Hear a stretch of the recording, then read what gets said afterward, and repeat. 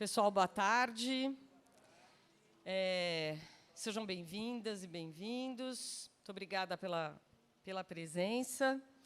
Eu sou Ana Carolina, junto com o professor Gaspar Paes, coordeno o GT de Política de Formação Sindical, daqui do nosso sindicato, e a professora Fernanda Chiotti, que está sentadinha ali, junto com a professora Priscila Chaves, que ainda não chegou, coordenam o GT de Política Educacional. Esses dois GTs, juntos, organizaram, então, a atividade que a gente vai ter agora, desse sarau poético, e depois a palestra do professor Saviani.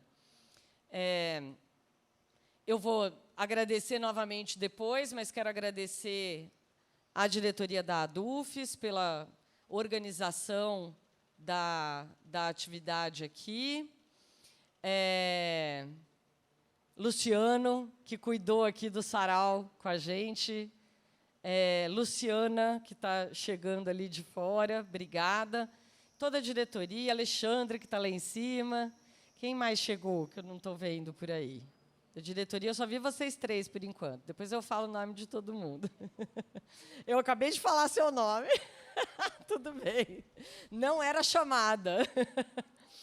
Então, bem-vindas e bem-vindos. Eu vou passar a palavra para a Marcela Neves, que é uma das autoras aqui do nosso sarau, e que ela vai conduzir, então, esse momento. Depois, mais tarde, na hora da palestra, a gente vai ter um tempo para as pessoas poderem tirar foto, pedir autógrafo, à vontade, depois da palestra. Mas também aqui, ao final do sarau, a gente vai poder fazer isso. Mas eu vou fazer um pedido agora, que depois eu vou repetir na hora da palestra. De máscara. Quem não estiver de máscara, a gente tem máscara ali. Então, todo mundo de máscara. Eu sei que a gente fica mais bonito na foto sem a máscara, mas, nesse momento, a gente fica mais bonito de máscara em segurança. Então, de máscara. E a gente não precisa se preocupar em... Não vai dar tempo, vou ficar sem a minha foto. O professor Dermeval é sempre muito paciente, muito gentil para atender todo mundo vai conseguir ser atendido. Num determinado momento, a gente vai precisar resgatar o professor Dermeval e a Maria Aparecida para tomarem um lanche, porque depois eles vão ficar aqui até tarde. Então, a gente está com tudo sob controle, tá? Vai dar certo para todo mundo. Obrigada, Marcela. Seja bem-vinda. Muito obrigada, Ana Carolina. Bom, estamos aqui neste sarau. Gostaria de agradecer, primeiramente, a toda a ADUFES, todo esse grupo, né, que sei que hoje é o último encontro. Esse sarau é por um último encontro de um curso, não é? O curso Universidade que Queremos, um tema muito... Opa, perdão, gente, eu estou falando aqui sem... Então, Universidade que Queremos, um tema muito bonito, não é mesmo? E fecharemos esse curso com esse sarau. Chamarei alguns poetas, também falarei aqui, declamarei alguns poemas de minha autoria, mas também quero dizer que tenho, né, já começar dizendo que tenho alguns livros. Tenho um livro publicado, chamado Noiva de Paris, 2 livros de poemas que serão publicados em breve, Poemas de Arrebol e Poemas de Março. Um pela Cousa, outro pela editora Pedregulho, né? Vai dar tudo certo. Então, vou começar, né, nesta tarde, a chamar os nossos poetas aqui para este sarau, né, que promovemos aqui como encerramento deste belo curso. Deste ano, atenção, ano que vem continua, hein? Ano que vem continua, é isso aí. Então, vou começar chamando o poeta e professor Demerval Saviani. Senhor Demerval Saviani, por favor.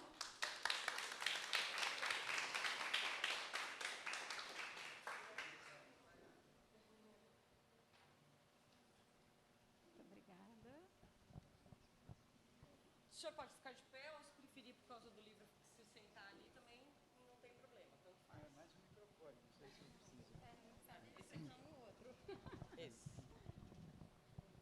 Bem, boa tarde a todos. Eu, então, agradeço o convite. queria esclarecer que eu não sou poeta, né? Poeta de mão cheia é Maria Aparecida.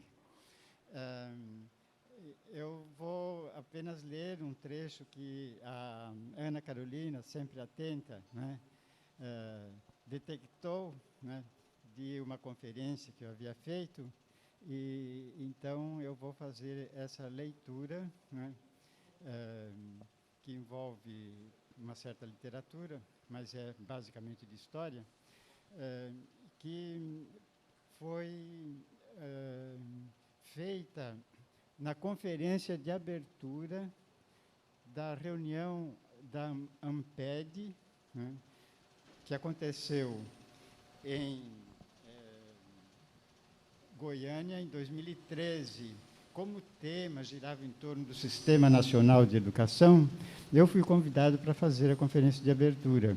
E depois eu coloquei neste livro, né, Aberturas para a História da Educação, no qual eu reuni as conferências de abertura que fiz em eventos de História da Educação, né.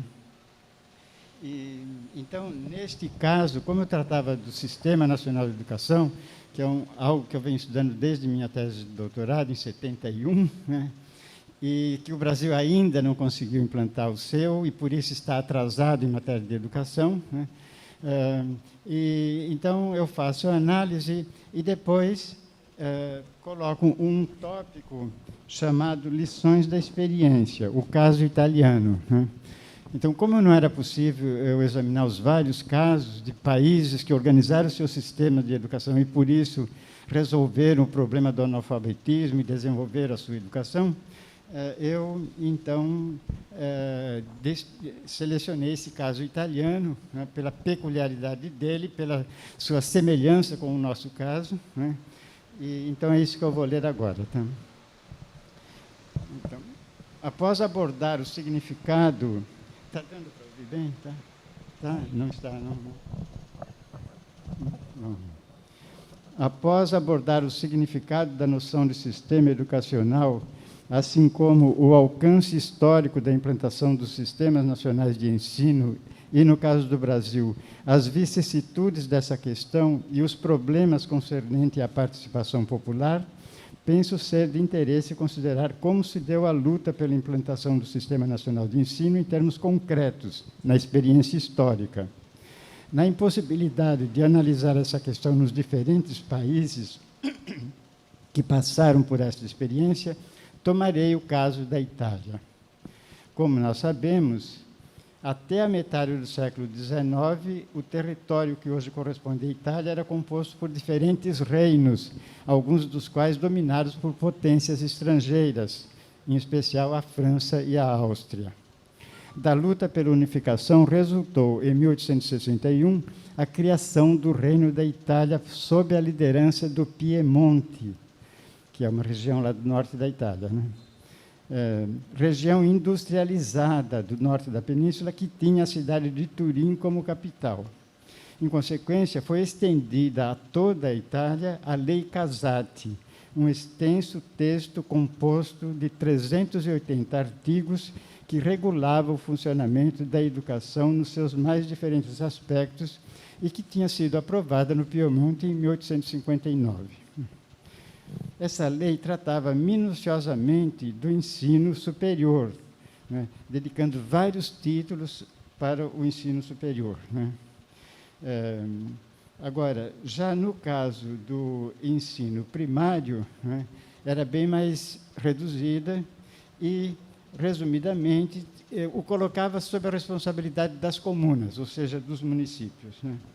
Então, nesse contexto, a escola elementar marcava passo, premida por deficiências dos mais variados tipos, que iam da precariedade das instalações físicas até o estigma social dos professores, que, para sobreviver, eram obrigados a dar aulas particulares, sendo que, como denunciou o inspetor de Milão, nas zonas rurais, se encontravam frequentemente professores que deviam atender a outras ocupações, sendo não apenas mestres organistas, mestres sacristãos, mestres secretários, mas também mestres costureiros, feitores, atendentes de botequim, camponeses, né?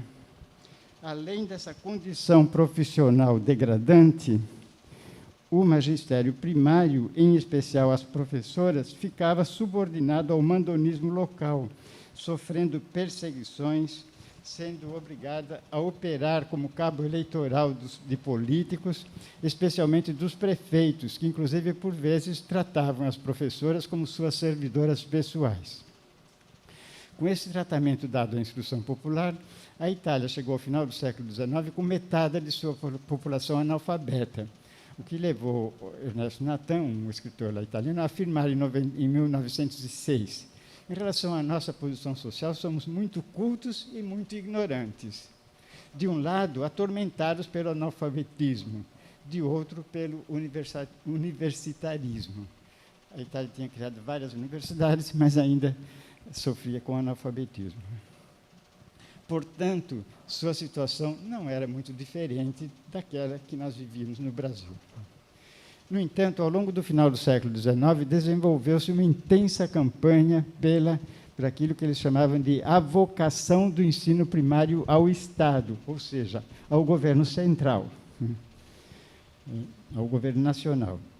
A mobilização contou, inclusive, com a força do martírio da jovem professora, cujo nome emblematicamente era Itália Donati. Nomeada para a escola de Portiani, um povoado da região da Toscana, ela foi acompanhada de seu irmão, de nome italiano. Veja, visitar o prefeito, que, após lhes oferecer um almoço, disse a ela para estabelecer-se em sua casa. Diante de sua firme recusa, o prefeito afirmou: "Oh, são surdos mudos vocês? Quero que esteja aqui. Esta sempre foi a escola do prefeito, e se não ficar aqui, você será professora por 6 meses e nada mais." À vista do estado de indigência de sua família, que ela esperava ajudar com o salário de professora, ela não teve outra saída senão se sujeitar a essa imposição. Vítima de assédio sexual e da maledicência, tendo recebido cartas anônimas, inclusive com acusação de aborto, Itália Donati encontrou no suicídio o meio de recuperar a paz e a honra.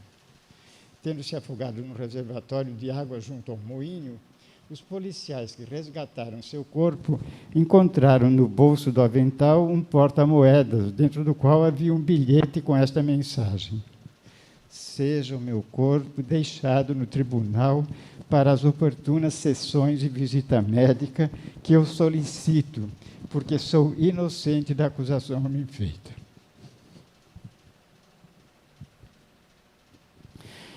Na gaveta da escrivaninha da escola, há uma caixa contendo meus escritos: "Perdoai todos a pobre infeliz."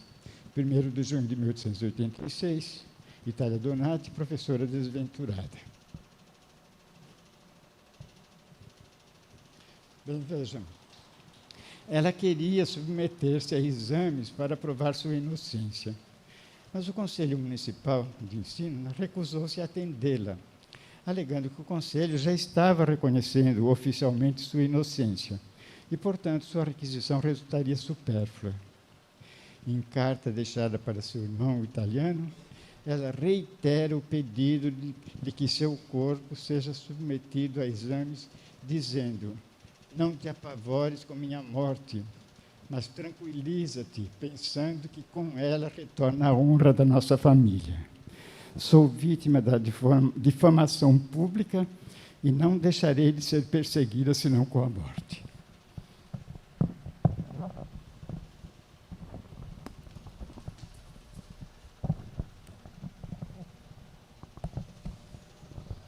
Sua morte provocou grande impacto na imprensa, tendo à frente o jornal Corriere della Sera, de Milão, que se viu encorajado a persistir na denúncia da triste situação de muitas das colegas da professora toscana. Seu enterro causou grande comoção e em sua tumba foi posta uma lápide com a seguinte inscrição: a Itália Donati, professora municipal em Portiano, tão bela quanto virtuosa, forçada por ignóbil perseguição a pedir a morte, a paz e o atestado da sua honra. O movimento pela vocação da instrução pública elementar ao Estado foi incrementado com as denúncias sobre as perseguições sofridas pelas professoras por parte da política local. Nos debates travados no parlamento e na imprensa, a tese da avocação enfrentou a oposição dos conservadores, principalmente dos católicos, que temiam o que chamavam de monopólio estatal e se arvoravam em defensores da autonomia local. Suas acusações dirigiam-se principalmente aos socialistas, dado que estes ligavam a defesa da vocação ao caráter laico do Estado Nacional. Por fim, a campanha resultou vitoriosa, e em 1911, pela reforma Daneu-Credaro, o ensino primário foi colocado sob a responsabilidade do Estado Nacional, instalando-se o Sistema Nacional de Ensino, a partir do qual foi possível praticamente erradicar o analfabetismo. Então, a experiência da Itália é também elucidativa, porque, embora unificado, o país era e ainda é formado por povoados com características bem diferenciadas, inclusive com dialetos distintos, incompreensíveis entre si. É comum sair de um pequeno povoado e 1 quilômetro adiante entrar em outro com dialeto totalmente diferente. Com a unificação, adotou-se uma língua comum codificada a partir do dialeto florentino, que era falado apenas na região da Toscana, mas que, por ser a língua de Dante Alighieri, reconhecido como o maior escritor italiano, detinha prestígio suficiente para ser alçado à condição de língua oficial, que passou a vigorar para toda a Itália após a unificação. Consta que, em 1861, ano do Risorgimento italiano, que é o processo de unificação, apenas 2,5% da população falava italiano e somente 10% o compreendia. Portanto, a esmagadora maioria sequer conhecia a língua. Em contrapartida, dados mais recentes indicam que 44% falam de maneira exclusiva ou predominantemente italiano, 5% falam um dos dialetos ou outros idiomas, 51% falam alternativamente italiano ou um dos dialetos. Ora, foi exatamente nesse quadro que se instalou o Sistema Nacional de Ensino na Itália, a partir da reforma de 1911, de iniciativa de Eduardo Daneu, que fora ministro da Instrução Pública entre 12 de dezembro de 1909 e 31 de março de 1910, tendo preparado o projeto de lei, e de Luigi Credaro, ministro de 1º de abril de 1910 a 19 de março de 1914, que conduziu o projeto à discussão e aprovação no Parlamento. Eis porque essa lei ficou conhecida como Lei Daneu-Credaro. Esse exemplo da Itália permite-nos ver claramente a improcedência dos argumentos que se apoiam numa suposta necessidade de se preservar as especificidades locais para se posicionar contra a proposta de instalação de um Sistema Nacional de Educação no Brasil. A experiência italiana mostra o inverso. Diante da diversidade das situações locais, a organização do Sistema Nacional de Ensino tornou possível a toda a população do país o acesso às formas de expressão escrita, além de permitir, pelo aprendizado de uma língua comum, a comunicação entre todos os cidadãos italianos. E aí eu continuo, não sei se já exagerei no tempo. Eu vou, então, já estou perto de terminar, vou ler esse trecho aqui, que é sobre a posição de Gramsci a respeito. Né? Esse entendimento fica ainda mais claro nesta nota redigida por Gramsci nos Cadernos do Cárcere. Então, ele disse o seguinte: Se é verdade que toda linguagem contém os elementos de uma concepção do mundo e de uma cultura, será igualmente verdade que, a partir da linguagem de cada um, é possível julgar da maior ou menor complexidade de sua concepção do mundo. Quem fala somente o dialeto e compreende a língua nacional em graus diversos, participa necessariamente de uma intuição do mundo mais ou menos restrita e provinciana, fossilizada, anacrônica em relação às grandes correntes de pensamento que dominam a história mundial. Seus interesses serão restritos, mais ou menos corporativos ou economicistas, não universais. Se nem sempre é possível aprender outras línguas estrangeiras a fim de colocar-se em contato com vidas culturais diversas, deve-se, pelo menos, conhecer bem a língua nacional. Uma grande cultura pode traduzir-se na língua de outra grande cultura, isto é, uma grande língua nacional historicamente rica e complexa pode traduzir qualquer outra grande cultura, ou seja, ser uma expressão mundial. Mas, com um dialeto, não é possível fazer a mesma coisa. O caso italiano e a citada reflexão gramsciana estão em consonância com a posição que venho defendendo quando afirmo que a melhor forma de fortalecer as instâncias locais não é necessariamente conferir-lhes autonomia, deixando-as, de certo modo, à própria sorte. Na verdade, a melhor maneira de respeitar a diversidade dos diferentes locais e regiões é articulá-los no todo e não isolá-los. Isso porque o isolamento tende a fazer degenerar a diversidade em desigualdade, cristalizando-a pela manutenção das deficiências locais. Inversamente, articuladas no sistema, enseja-se a possibilidade de fazer reverter as deficiências, o que resultará no fortalecimento das diversidades em benefício de todo o sistema. Da mesma forma, também é reforçada a minha posição sobre a compatibilidade entre o regime federativo e o Sistema Nacional de Educação. Com efeito, contrariamente ao argumento que diz que a adoção do regime federativo seria um fator impeditivo da instituição de um Sistema Nacional de Educação no Brasil, afirmo que a própria forma de se responder adequadamente às necessidades educacionais de um país organizado sob o regime federativo é exatamente por meio da organização de um Sistema Nacional de Educação.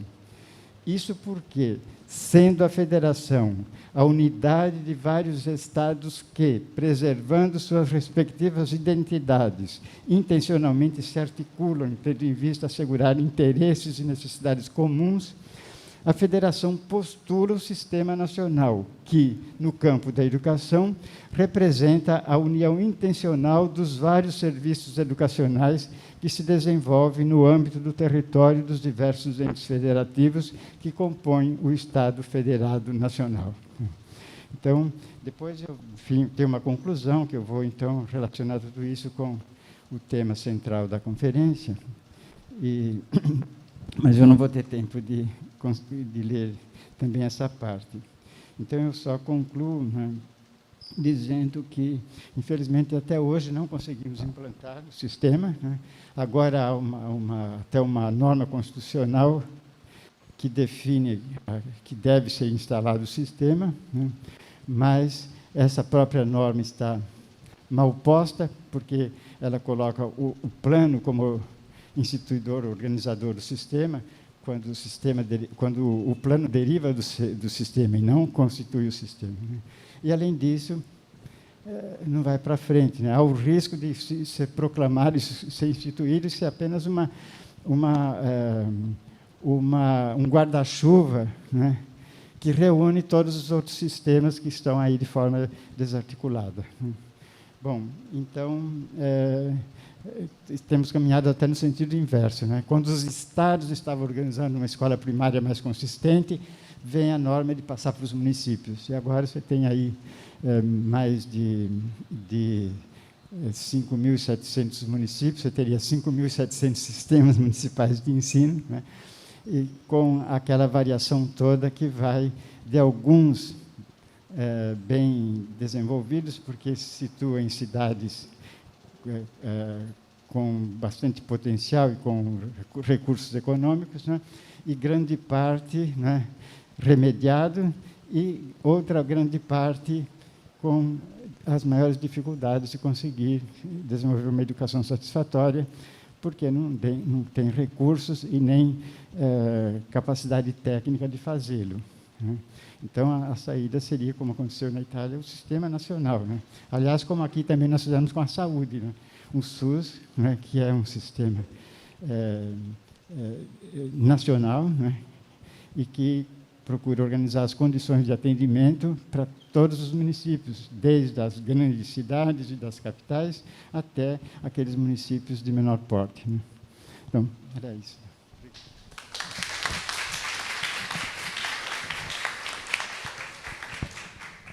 Muito obrigada, professor Saviani, por esse relato impactante, importantíssimo. Vamos continuar o nosso sarau, agora com a professora Maria Aparecida Mota, a poeta, que vai vir aqui nos brindar com um dos seus poemas. Muito obrigada.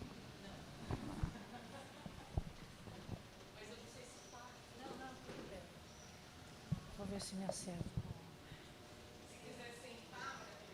É que eu... Meu problema é a luz. Eu posso ficar ali atrás, porque eu tenho fotofobia, então eu sofro com...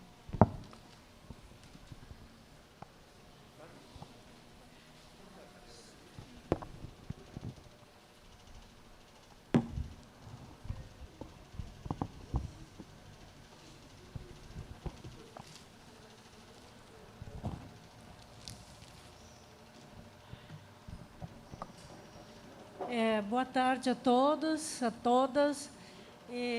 Não sei se está boa. Está indo bem aqui? Sim. Então, como o tempo é curto, eu gostaria de apresentar, tenho um livro de poesias adultas, né? Poesia infantil. E o livro de crônicas, que é o relato um pouco da história da minha cidade, da vida rudimentar do meio rural, e também depois a parte crítica, onde eu faço o relato crônicas a respeito do meio ambiente, do cinema, de vários outros assuntos. Mas eu gostaria como o tempo é curto, eu queria dedicar ao Bernardo, ele não está aí, né? Onde que ele está? Não está, né? Eu queria dedicar uma poesia infantil, de qualquer modo é a ele que eu vou dedicar, mas o autor não deve tentar dizer de cor, mas sim fazer a leitura. Esse livro, a poesia que eu vou recitar, vou ler, né?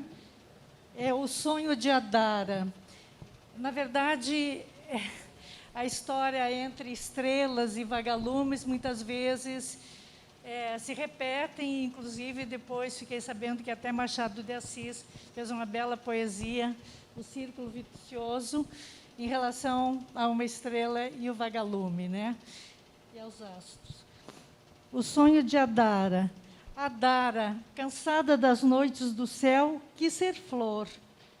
Esperou a lua recolher-se ao seu quarto minguante e, na escuridão da noite, desceu a frescor dos campos.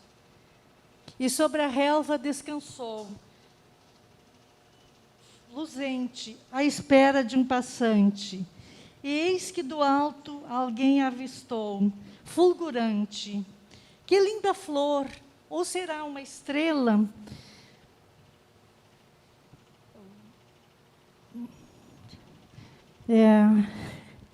Vagalume aproximou-se, Adara envaideceu-se, e a estrelinha solitária ao novo amigo diz: queres ser feliz?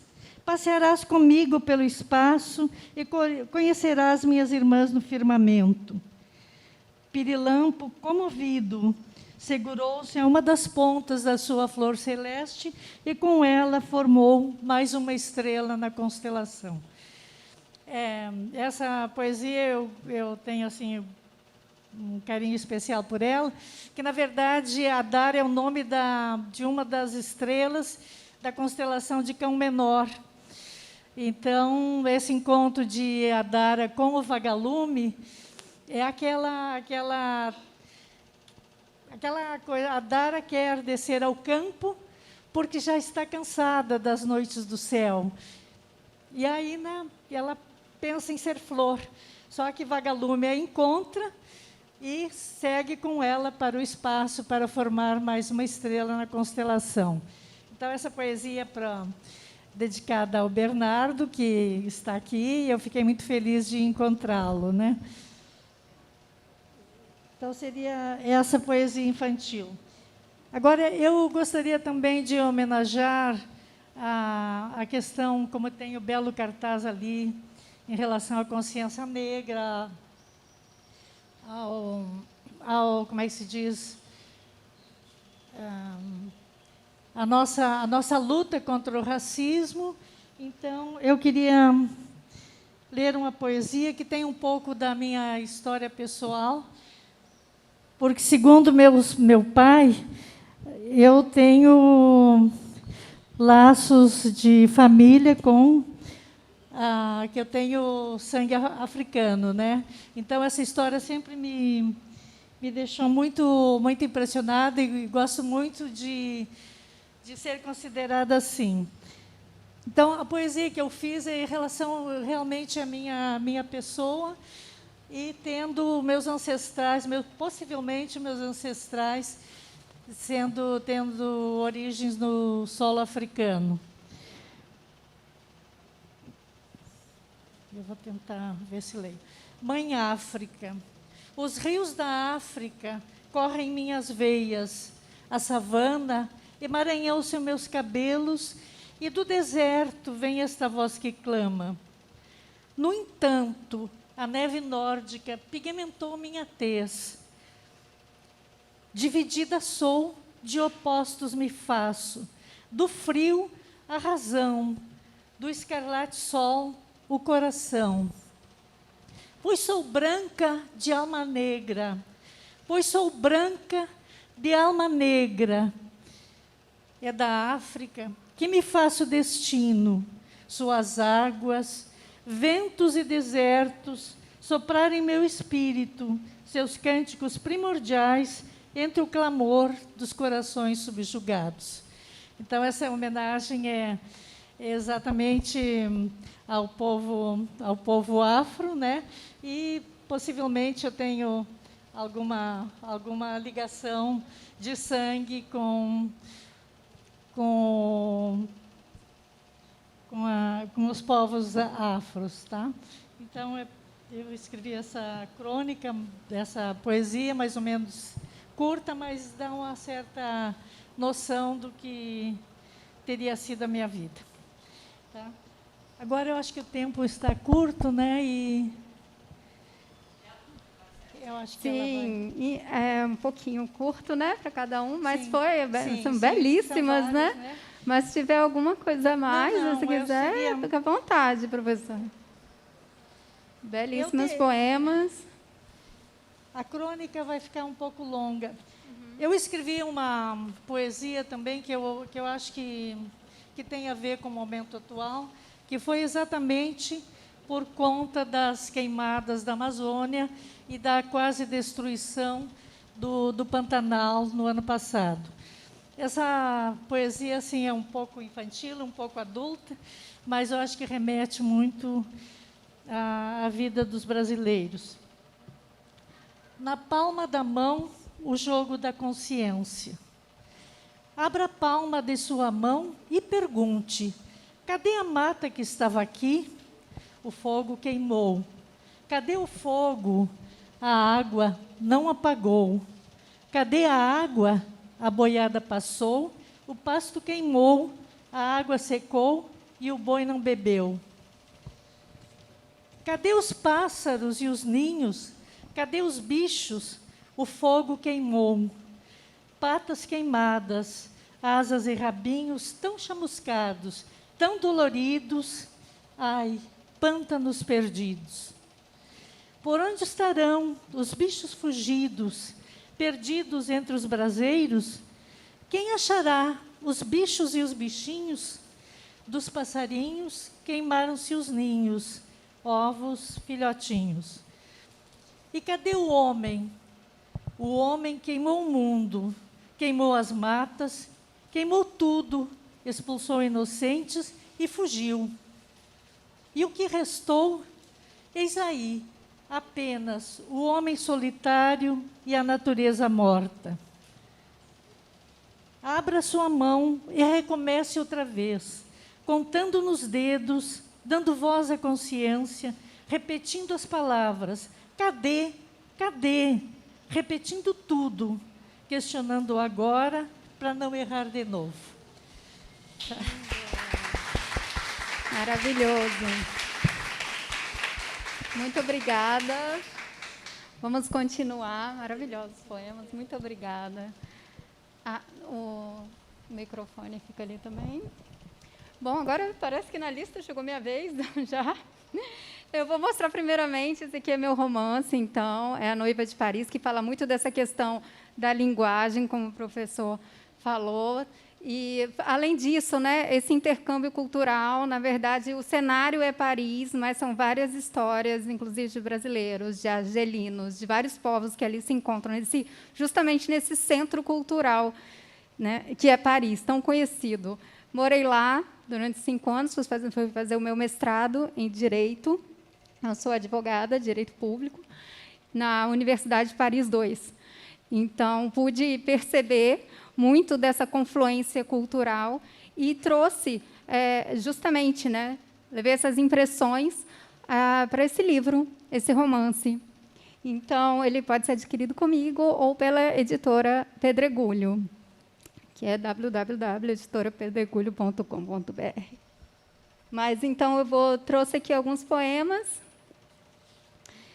Vou começar com um intitulado EQM, Experiência de Quase Morte, que diz assim: falo muito sobre essa situação que vivenciamos há pouco neste país e que continuamos, né, a viver. EQM. Estrambótico é achar normal o caótico, esbarporir-se ante o precipício e duvidar da extensão do orifício, tartamudear as mesmas orações, prostrar-se sobre o triste ocaso. Melhor escolha faria se mirasse no macro e no microscópio. Destino é caleidoscópio, rompendo o cruel desatino. Alucinante ópio? Observar o óbvio lulante, ainda que frustrante. Vender as bananas a troco da República. Olhar a polis complexada no espelho. Banhá-la, penteá-la, enfeitá-la. Deixá-la na última moda, antisséptica, ética, estética. Curar seu povo da apatia.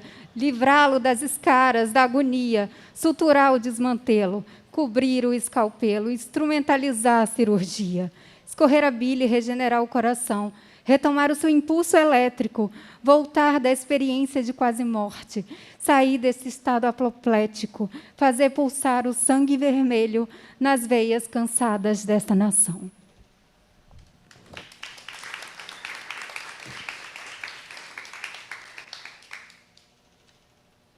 Um pouco nesse viés político, né? Não sei. Também trouxe um outro poema. Impressões de uma noite fria. E num piscar de olhos, a paz toma outro caminho. O certo vira duvidoso. Tudo que é sólido se desmancha no ar. Dura o céu de brigadeiros. Respirar exige um tempo limpo, a leveza cálida da atmosfera livre. Inspiração vem da memória viva, vem do que pensamos esquecido. E o que temos é um triste pretérito, colorido e embalado para presente. O verde e amarelo não é mais mérito, é caricatura de um povo adormecido. Nunca mais, aquilo nunca mais. Manterei todas as unhas, o corpo continuará intacto, fortalecido, sem cortes, sem choques. Não quero pessoas dobradas em paus, pedras, becos e estradas. Tire essa corda daqui. Não aceito imposição de suicídios. Mentir?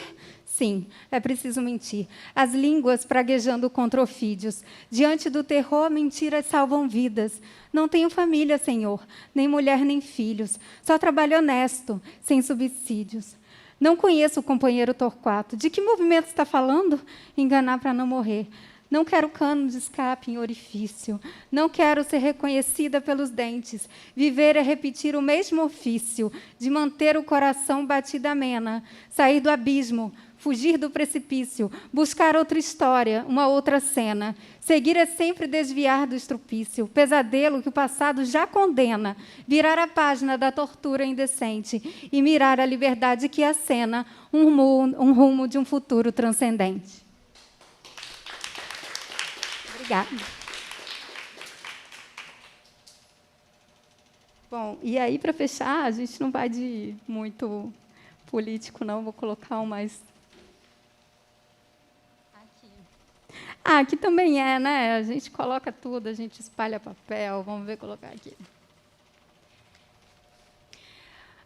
Mais um. O último aqui também fala um pouco da nossa realidade. Sem brincadeira. Naquele dia, a mãe ajeitou o menino, arrumou seu cabelo, escovou seus dentes, verificou se o uniforme estava passado. Capricho de mãe. A escola fica bem pertinho de casa. Você já pode ir sozinho, meu filho. A mãe precisa adiantar a costura. Beijo de filho no rosto é doce e quente. Tem cheiro de leite achocolatado. Que Deus te abençoe. O menino vê a bola na quadra da praça. Seu sonho é ser jogador de futebol. Larga a mochila de lado e chuta, dribla, gol. Em sua imaginação, ele é Pelé, ou então Neymar, ou Gabigol. Do outro lado da pista, sirenes ressoam. Sem demora, a polícia cerca o lugar. Comerciantes fecham seus estabelecimentos. Uma viatura circula a rua movimentada. Estão pegando os vagabundos, berra entusiasmado o dono da padaria. Estrondo rompe a rotina, para o trânsito, congela o tempo. O menino Pelé não vai à escola. Uniforme escarlate fere a vista. Vizinhos aflitos seguram o corpo mole, está sem pulso. Faz pressão no coração, meu Deus. A mãe chega tarde demais, desmaia no meio da multidão. Menino Neymar perdeu a vida e a bola vermelha da quadra permanece parada no chão.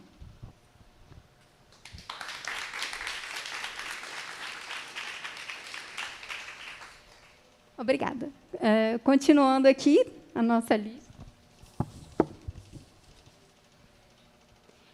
Vamos para o poeta... convocar aqui Márcio Miranda Moraes, por favor.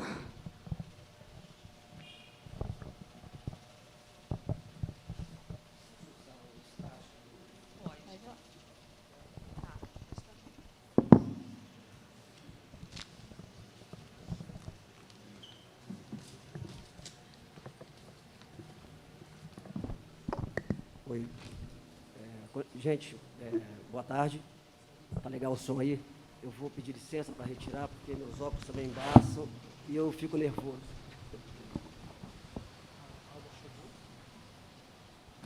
Boa tarde, me chamo Márcio Miranda, sou ex-atual aluno dessa universidade.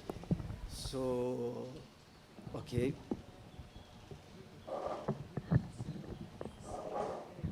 Sou formado em História por essa universidade e agora estou tentando terminar aí curso de Cinema e Audiovisual, me faltando 2 matérias, mas se der certo eu vou conseguir. Bom, estou lançando esse livro aqui pela editora Cousa. Fala um pouquinho do Caboclo Bernardo aqui de Regência, da história negra e indígena do Estado, né? Tentando dar uma pulsão a um herói desconhecido. Chama-se Conde Trápula e vai estar aí na nossa Kombi para ser vendido aí. Além desse, agora em fevereiro ou março, eu estou lançando um livro de ficção científica que acabei de ganhar também no edital de cultura da Secult. E nesse livro, no momento de desespero, quando ocorreu aquilo que vocês sabem muito bem, em 2018, eu não tinha capacidade de pensar que eu teria que enfrentar 4 anos desse desespero, dessa tragédia. Então, num momento de, provavelmente um momento de, se eu posso usar esse termo, né? Mas de depressão, eu me tranquei em casa e abstraí, digamos assim, uma ideia de que isso não iria durar.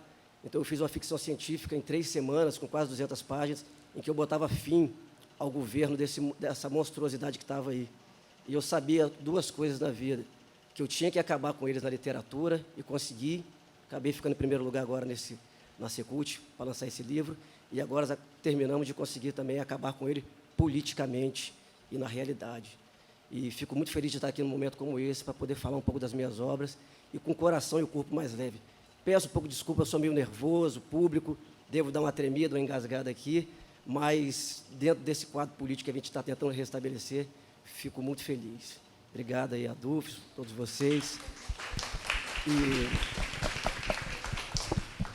Esse conto, tá, é um negócio meio estranho, porque no começo da pandemia eu entrei também num processo muito ruim, né, e eu não sabia o que fazer também, comecei a escrever, me rendeu aí 3 ou 4 livros agora, que eu vou tentar publicar, nessa loucura, e eu vivo com a minha mãe, minha mãe mora no andar de baixo, eu moro no meu apartamento no andar de cima. E a gente fica nessa relação ali ainda, né? Vou lá tomar café, esse tipo de coisa. E quando essa doença, né, quando essa tragédia começou a entrar, né, sair lá do epicentro e vir realmente para a gente não conseguiu lidar muito bem com isso. Então, em alguns momentos, eu perdi a ideia de horas. Eu acordava às 4 da manhã e falava assim, embaixo do cobertor, quero ver você adivinhar que horas são agora. Aí eu falava, são 7 da manhã. Quando eu ia ver, era 4 da tarde. Às vezes eu acordava em determinado horário e falava, não, deve ser 7 da manhã. Eu acordava, era meia-noite. Perdi o referencial, realmente. Então, eu fiquei naquela piração e comecei, de alguma maneira, a pegar essas coisas. Fiz esse textinho que vou tentar passar para vocês. Ele tem um pouquinho de comédia. Ele brinca com referenciais da literatura e do cinema. Então, peço desculpa, talvez tenha algum referencial do cinema que não possa ser compreendido, mas não é difícil de entender. Vamos lá. Opa, óculos, senão eu não leio. Chama-se Despertar no Fim do Mundo, o quase último ser da Terra. 16 horas e 40 minutos de um dia qualquer, pois os dias fundiram-se anacronicamente. Tortuosamente desperto, não abro os olhos. Sofro uma perturbadora pressão de 3.000 metros de profundidade. O silêncio me diz que a humanidade foi extinta. Que ótimo. No íntimo e sádico pessimismo, escuto o vento frio passando pela fresta da janela, vindo de um sopro de medo que vibra das folhas afora. Sou o último homem da Terra, uma espécie fílmica de Omega Man capixaba, nada mais patético. Uma caricatura bizarra do Charlton Heston e do Will Smith, este segundo no remake intitulado Eu Sou a Lenda. Sou um condenado sobre o maldito planeta e sem um cachorro para espantar meus algozes subhumanos, fazer um alfago ou trocar umas ideias sobre como deve ser ruim a ração canina vegetariana. Recolhido, fico ali, deitado olhando para o nada, implorando para ser devorado por esse vazio. A fome aperta, mas consigo enganá-la com algum delírio ainda pior. Penso, não fomos mortos pela Covid, e sim por nós mesmos.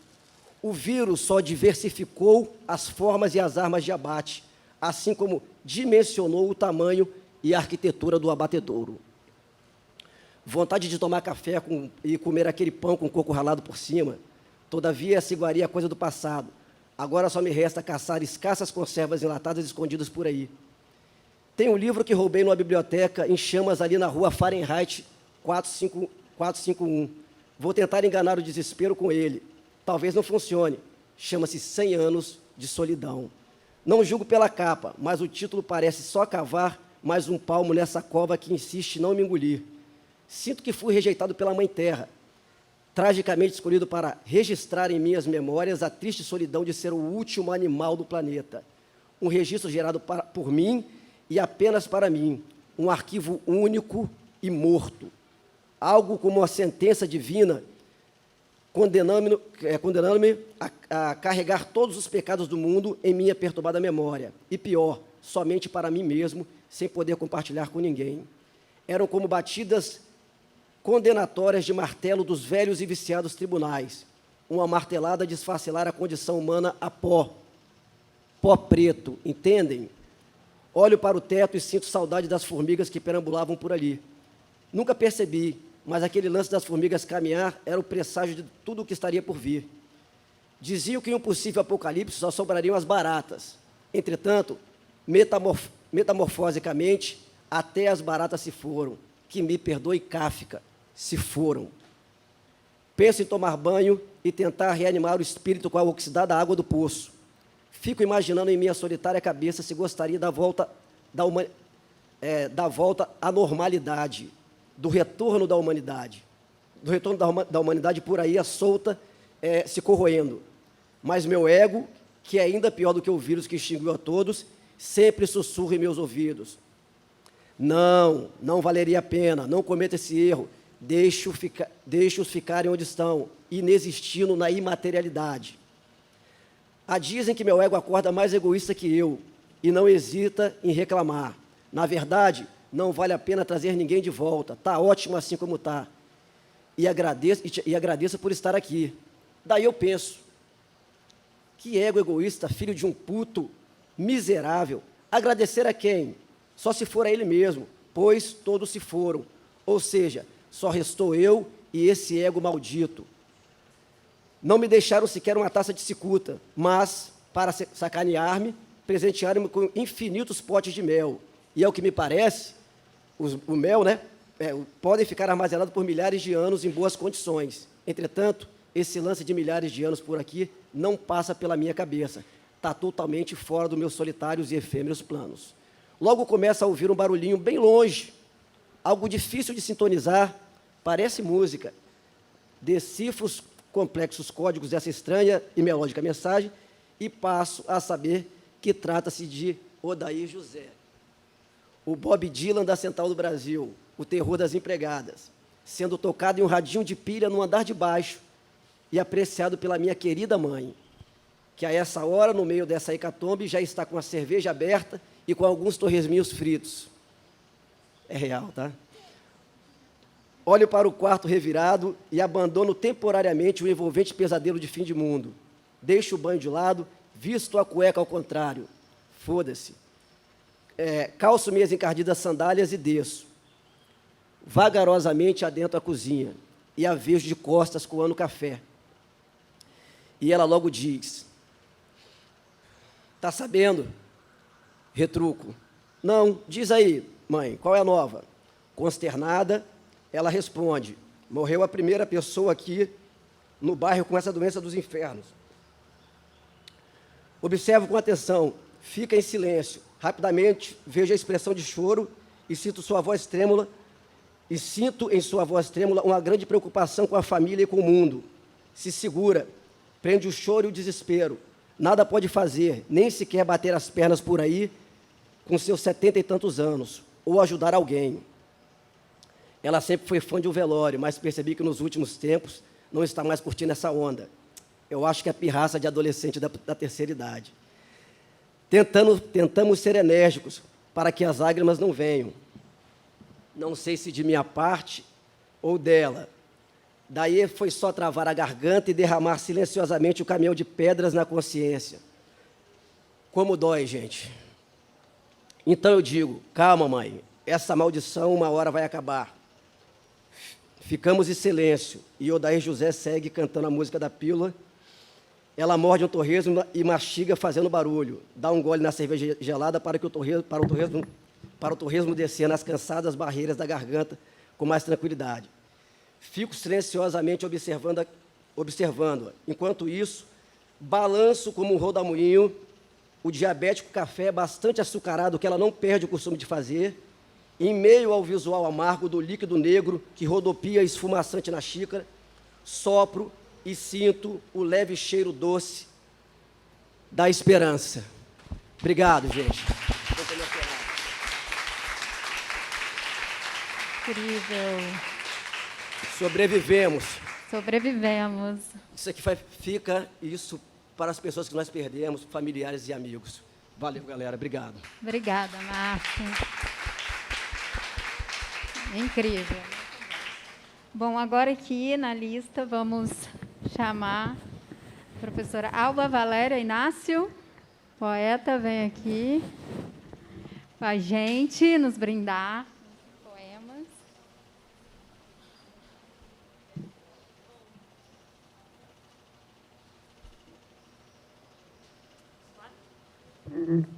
Boa tarde, gente. Boa tarde.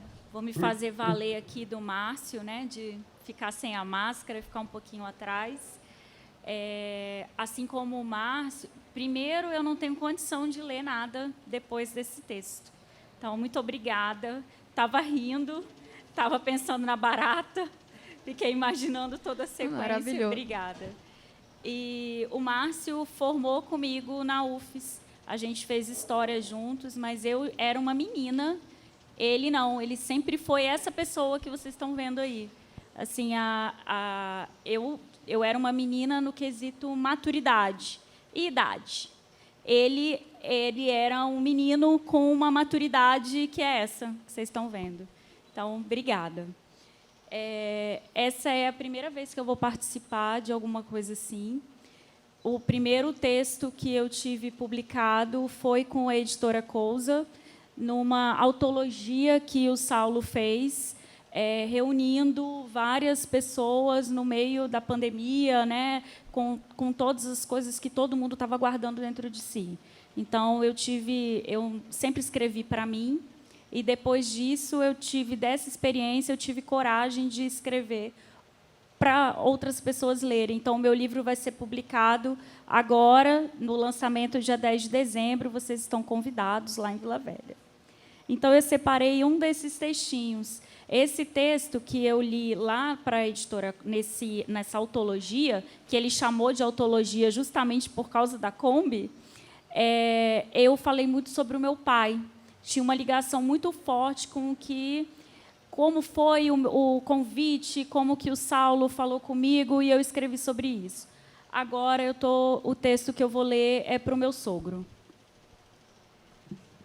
Sem chorar.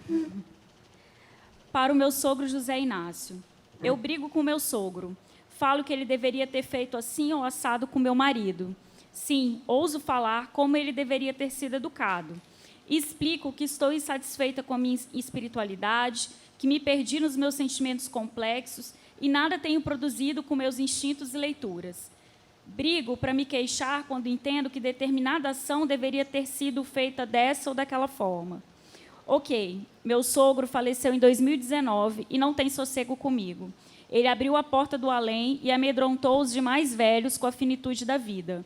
Meu sogro não viu a pandemia e dificilmente teria sobrevivido a ela com a costumeira teimosia e fé inabalável nas pessoas e em Deus. Teria, no máximo, colocado uma máscara e seguido para fazer uma atividade na casa espírita. Consigo imaginar as discussões sobre esse tema. Não, ele não seria negacionista. Ele só estava em outra velocidade, em outra vibe. Ele só ia e depois ele via. Eu ainda brigo com ele. Reclamo que ele morreu cedo e sem cumprir todas as suas funções. Falo e ele deve escutar. Acendo vela também, eu e minhas velas para os mortos. Adoro falar com ele sobre o meu marido, e ele, com sua tranquilidade não herdada pelo filho, que convivo mais, me ouvia, acalentava, ria e ainda conversava com o filho. Perdi um confidente, amigo, meio pai, meio sogro, inteligente e iluminado. Quanta saudade sinto de você. Eu sonho com você não como imaginei, que você me confidenciaria segredos espirituais ou sua risada. Enquanto escrevo, consigo ouvir sua risada de ombros balançando. Consigo perceber sua alegria vendo tudo que se seguiu pós você e que deve estar aí tentando conter as farras do meu pai. Não lido bem com a morte, não sei lidar com o luto, com a ausência. E quando você morreu, eu me anulei para dar espaço a seu filho, sua neta, sua esposa.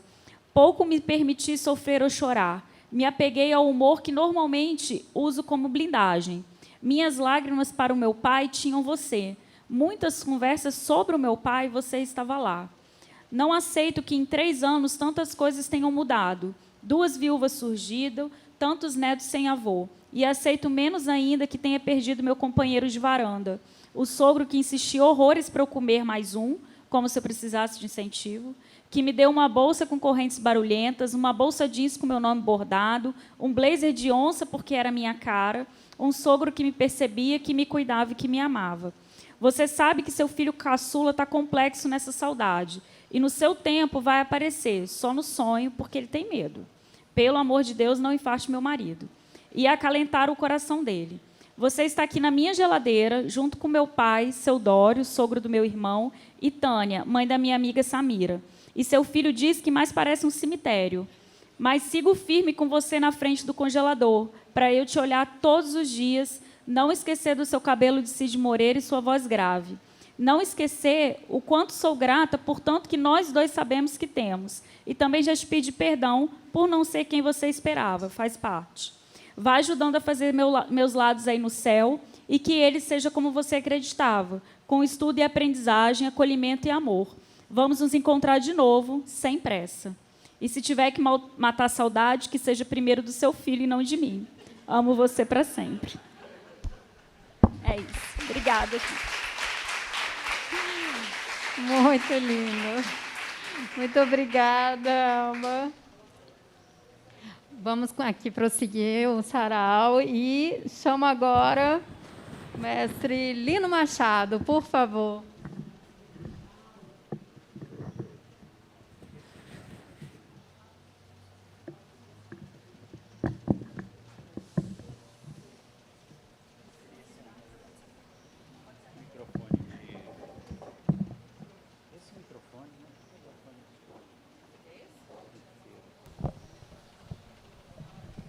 Boa tarde. Eu estava ali fazendo as contas. Acho que é a 3ª vez que eu leio poemas assim em público. Só que as outras 2 eu tinha 22 e 23 anos e estava apropriadamente alcoolizado para isso. Agora a situação é bem diferente. Bom,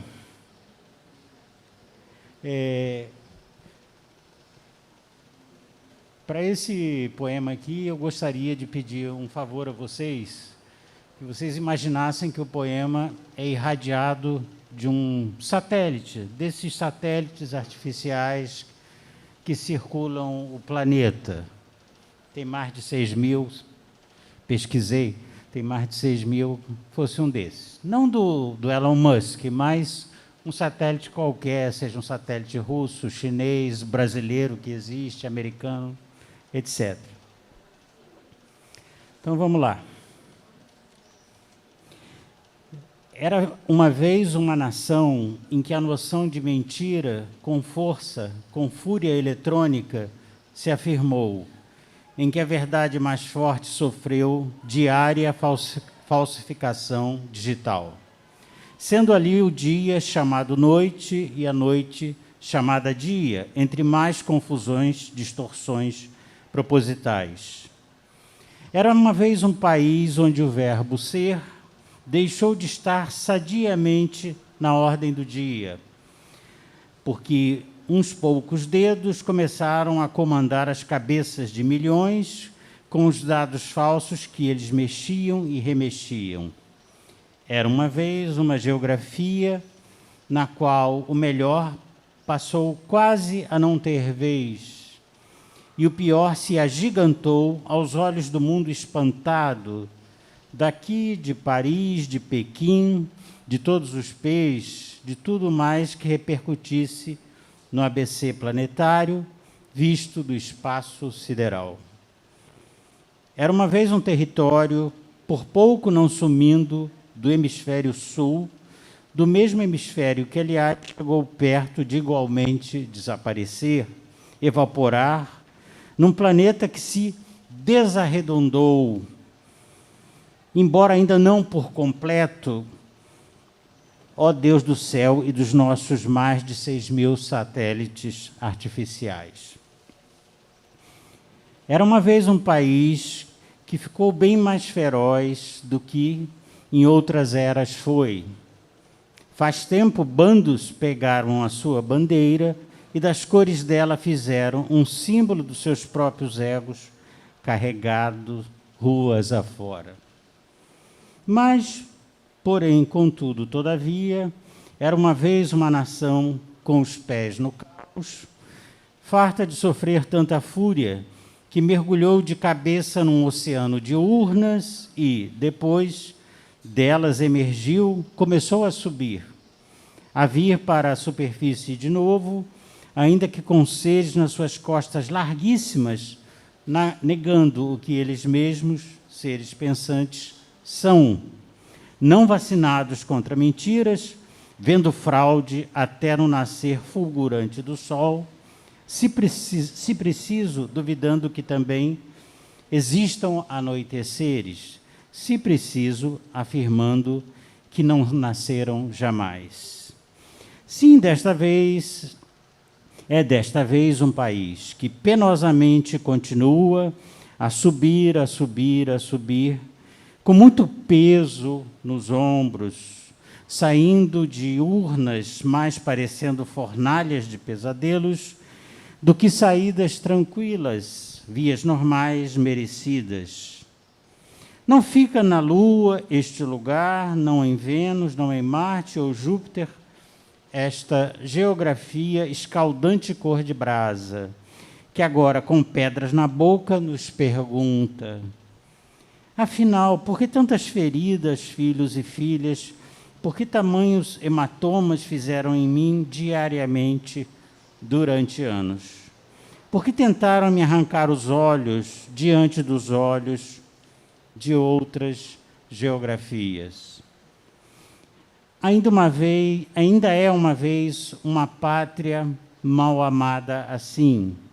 De um modo ou de outro, contudo, com ogros e ódios, ela continua a existir, a girar, como o restante do verdadeiro mundo, esta pátria com as suas coordenadas ardendo, doloridas.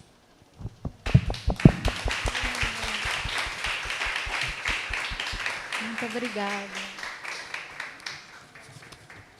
Mais alguma coisa?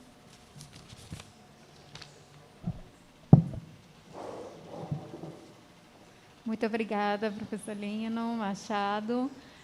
Para finalizar aqui o nosso belo sarau, vou chamar agora o mestre Vitor Sei. Onde ele está? Vitor Sei? Não? Não chegou? Não está aqui? Estava aqui na minha lista, hein? Muito bem. Então, agradeço imensamente a todos os presentes. Muito obrigada, Dufes, e toda a coordenação, os professores, por essa oportunidade. E para a gente é muito importante, né, os poetas todos, é o que a gente quer, né, poder declamar nossos textos. E para a plateia maravilhosa assim, nós só temos a agradecer. Muito obrigada.